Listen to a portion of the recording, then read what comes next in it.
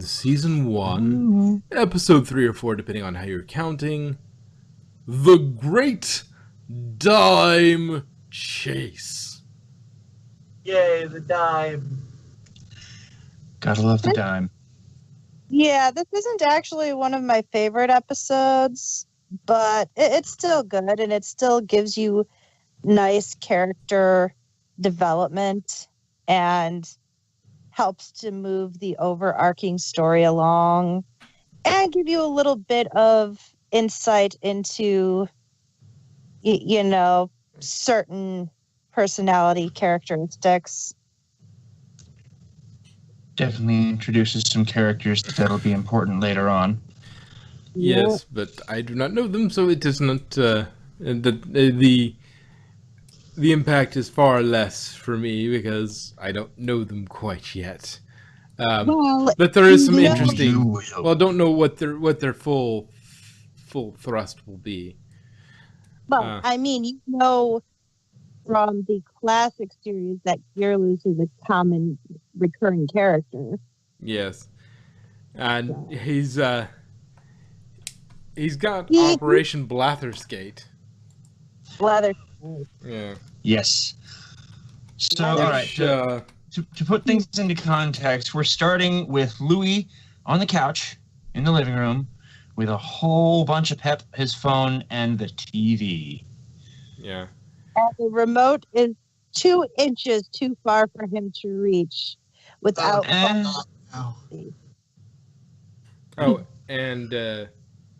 before I forget, Blatherskite, this babbling foolish person. Before I forget. God. And Scrooge kind of looks on this. He's like, he refuses to reach the remote. Phone's battery dies, so he throws it away. And he only drinks the first sip of a can of pep. He has 6 full cans, and he opened them all just for that one optimum carbonation. Yeah, that is such a dick move. I would have smacked him upside the head with that for that. Oh, I would too. But Scrooge has a better idea. Time to teach you the value of a hard day's work. Hard work never killed anyone. Oh yeah, that's the mine workers. Yeah. And the railroad workers. One of my favorite Flogging Molly songs is about that. Oh, I love Flogging Molly. The song. Didn't realize you were a fan. Oh yeah. I know that song by heart. Flogging Molly is a bunch of guys. My brother actually got to meet them a few times. But why are they hitting her? I had to work at their concert. They're not hitting her, they're flogging her. It's extremely different, especially if you happen to enjoy it. Oh yeah. It's kind of a BDSM thing, considering they're a punk Irish band. I guess that makes sense. Yeah, they're a good band. Yeah. I love the songs Far Away Boys and What's Left of the Flag. Yes. Those are their best two. Like, no argument, no questions. All right. Fight. Shall we get back to... Yes. So, after the credits roll, we find ourselves at the money bin. And Launchpad has, of course, piloted at the least car. Slightly crashed. You missed the B-plot. Oh, yes, Dewey and... they're trying to find out about Della. Litter makes a great detector of people trying to break into your stuff. You mean you don't have it just because it's pretty? No. That's just a bonus. Yeah. That's right. Because this is where Dewey reveals that he saw evidence of Della in the painting. Shows it to Webby and it's like, oh, I've got to add this to the Della Duck file. You have a file of my mom? So she hands it to him, and he opens it up, and it's just the one picture that she just added. Although, to be fair, she has files on all of them. That's true. And if they're part of the duck lineage. Exactly. And growing up completely isolated, you kind of become obsessed with your captor. I mean, yeah, that's pretty much how it seemed. Yeah. She has extreme Stockholm syndrome. Belle, eat your heart out. Yes. She makes Belle look like a rebellious teen. Which, I mean, she pretty much was. Yeah. But anyway, after all of this is found out, we find ourselves at the money bin where Scrooge, Louie, Dewey, and Webby all get out of the limo. Because apparently everything they need to do is conveniently in that one building. Yep. Well, it is a big building. It is full of Scrooge's fortune, which it would need to be at least a skyscraper to hold. Yes. Well, and the fact is that, well, we could talk about, that would have to be one heck of a bank to hold all that gold. Which is funny that he tells him, don't go diving in there, you'll crack your skull or something like that. But you do it all the time. Yes, because I worked hard to perfect that skill, building strength and dexterity. Which they finally explained it. Yes. Use it. I love that he can use it in practical ways. If he just happens to be fighting on a pile of gold. Well, and, really, to be honest, the sort of corporate, corporate buzzards that he's got buzzards are like, yes, we should cut this. It's like, no, how about we should cut the money bin entirely and move everybody to the main office. And then they realize just how crazy all the people he hired. Like, the money bin is for all the crazies, like the weird eccentric types. Like, it's like that's where they shove everybody, so the normals don't have to deal with it. In particular, there's two, and we're going to meet them. Yeah, if you cut out the money bin and you fire that guy, he's gonna want his revenge. All in favor for keeping everything here. To be fair, they're all mad as loons, and if you fire them, they're guaranteed to seek revenge. Yeah. They're good at what they do, but they're a bit mad. The best ones usually are. And the first of these loons that we meet is a Mr. Gyro Gearloose, who you may remember from the original show. Who has a few gears loose in this one? Oh, yes. I think a few more than the original. Oh, definitely. The original, he was the absent-minded professor. This one, he is straight up mad scientist. Yeah. And he plays it well. He's one misplayed experiment away from becoming an evil scientist. Only half your inventions turn evil. No, they're just wildly misunderstood. Yeah, they're wildly misunderstood. And I love that he has a list of his inventions that, okay, that one turned evil. Let's put it on the bad side.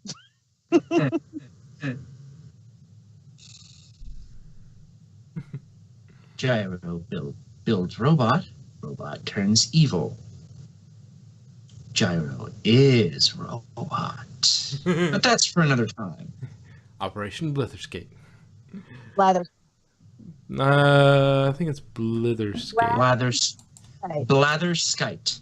Blatherskite, Yeah. that's what it was. Yeah, I knew there was a missing I there that I did the first time, but I switched them around. Yeah, I mean, that was one of the things I remember from the original that I haven't seen in like 20 years. Yeah. I still remember that line, that blathering blatherskite. I used to use that as a alternate swear so I wouldn't get in trouble for swearing. If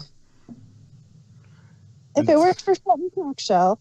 I used to literally bleep myself.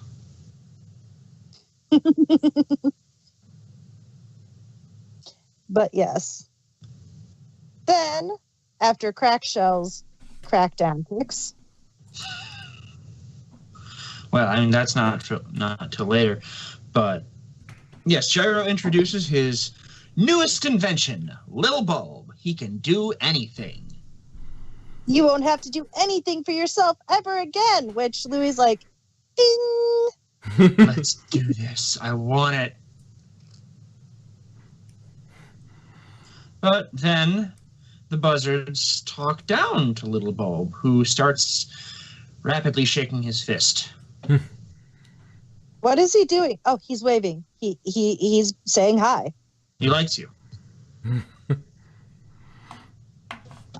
Yeah, we're gonna say no. Oh, I'll show you. I'll show you all.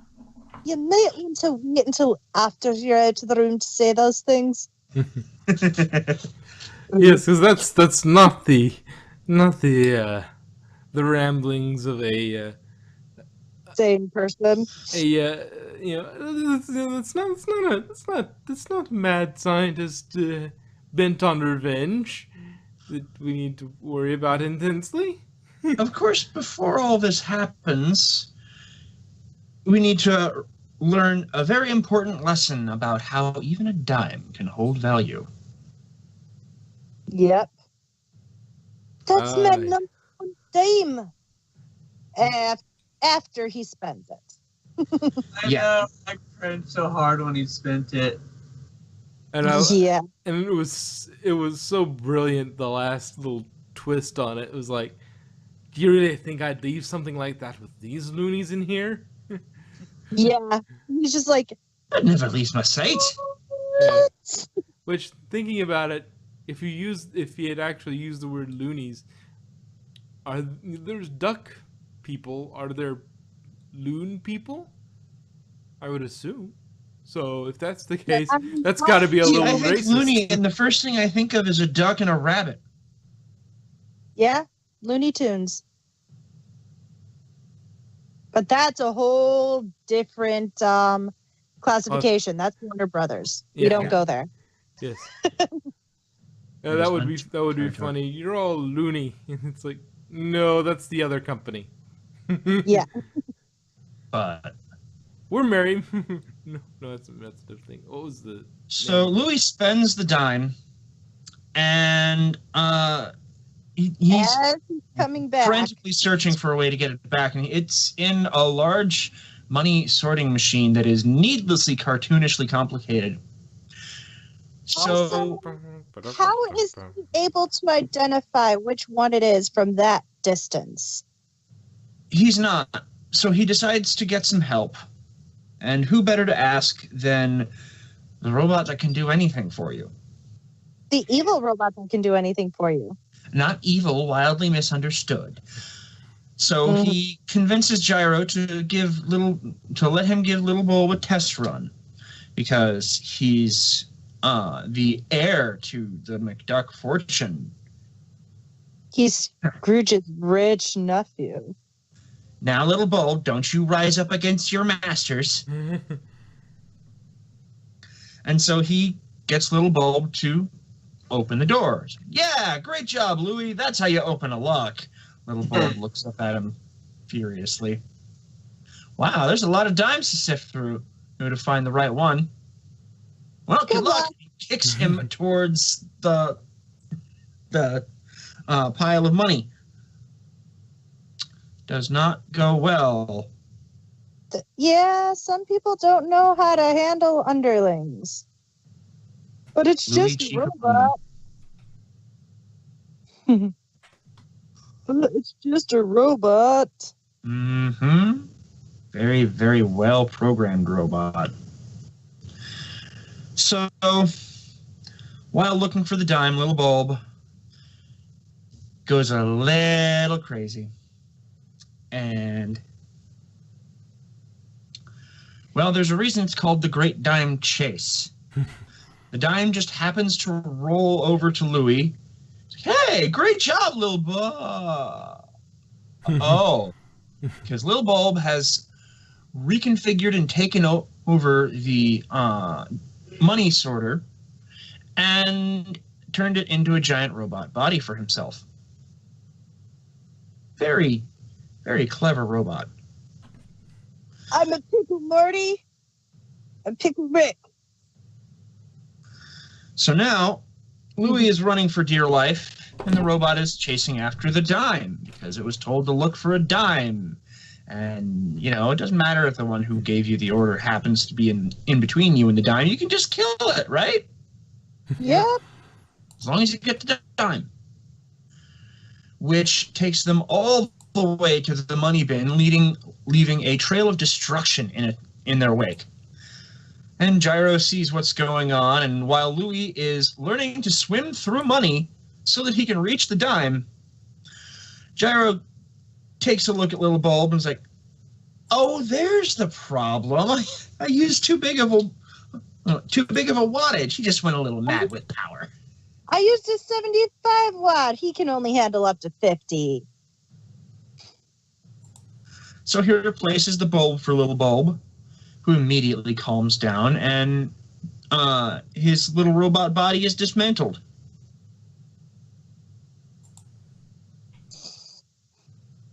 And in the meantime, The dime runs away again. With the spoon. I mean... well, I was going to talk about Dewey and Webby, because Dewebby. Yeah, Dwebby. They've gone to the private library of Scrooge McDuck in the money bin. Only McDuck family members are allowed in, as Webby has been repeatedly informed. So you know, she's basically just using him for his connections at this point. Yeah. He's like, look, I brought you one of McDuck's family. Can I come in now? Welcome, heir of Clan McDuck, to the archives! Yay, this is Yay. So we pretty much went through the entire main plot, but we never really covered the B plot. So yeah, we are in the archives, and it's Webby's new favorite library, as Webby has previously told us. with a creepy Yoda-like librarian archivist who it is not for us one to know the secrets of the archive. That is exactly what your job is. You wish to know of Deladuck? You must undertake the trials. The Dewey Decimal System. And why does it know your name? It knows your name. For somebody who's brilliant, she's very naive. Uncertain. That's part of her charm. Yes, she's naive in all the normal ways, but not naive in the ways that you'd expect someone her age to be. She's basically Sosuke Sagara, only a little 10-year-old girl. I believe we And a covered duck. that last time too. Yeah. And a duck.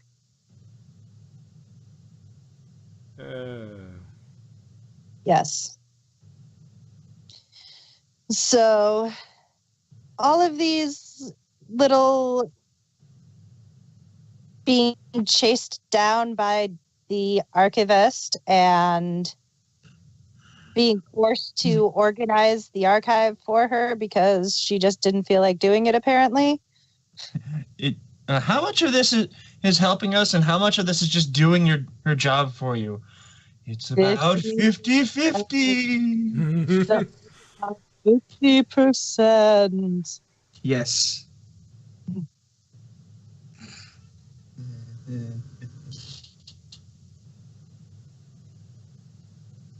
There are those who would destroy you for this.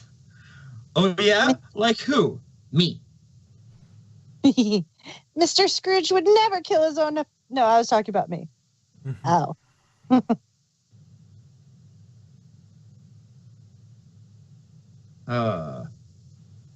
So she throws a bunch of sharp objects at them, and they are eventually led to a dead end in the library. And Webby picks up I think it was Dewey, actually, that picks up one last book to throw at her.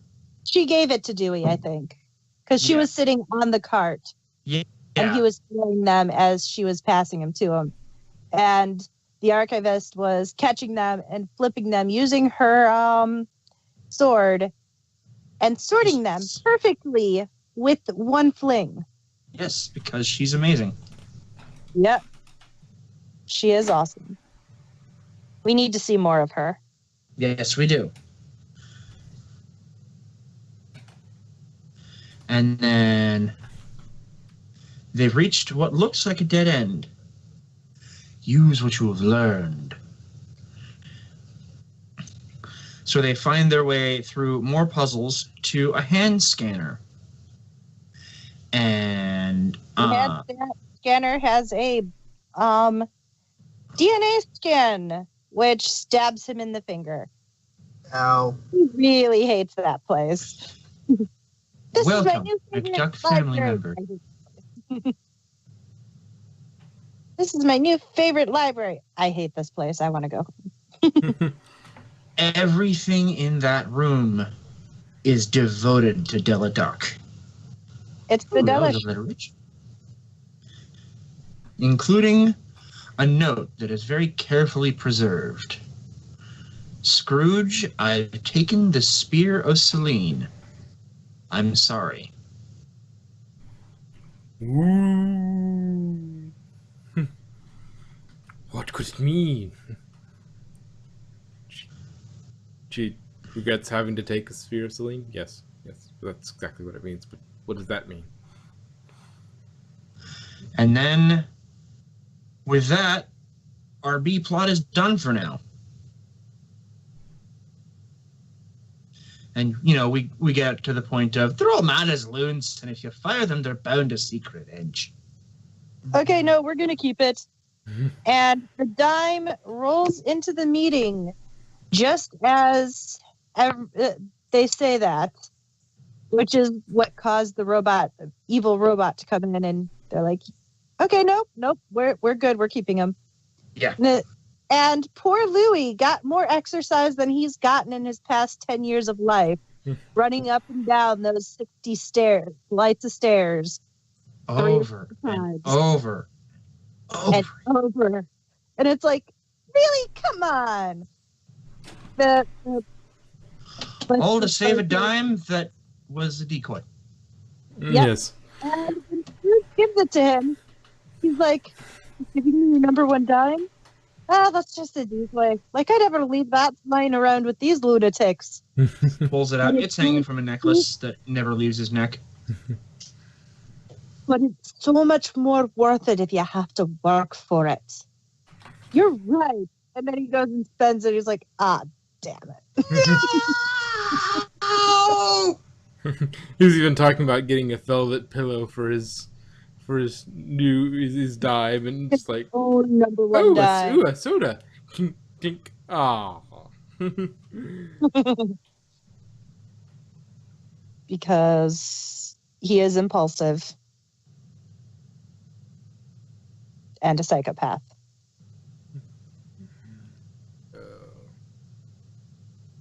All right. Any last thoughts on the Great Dime Chase? Yeah, where was the third brother? He stayed home with. He stayed home. No, he was probably camping and doing woodchuck things. Because he had a woodchuck meeting he couldn't escape. The woodchuck manual says that every lunar cycle I have to go do this in the woods. I'm not a werewolf, I swear. This is not an arcane ritual. It's just a meeting.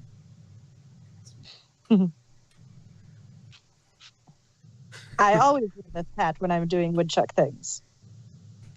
Do we have any chickens? Do we have chickens? On a side note, and some And a very sharp knife.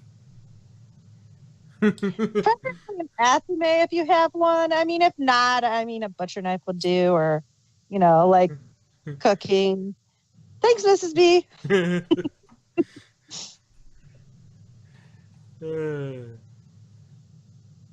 It's especially funny because he's the logical Vulcan type one who doesn't believe in magic unless it's in his woodchuck guidebook. Anyway. But yeah, he was doing woodchuck things. He was chucking wood. But yeah. Any final words on this before we wrap it up? Nope. Alrighty.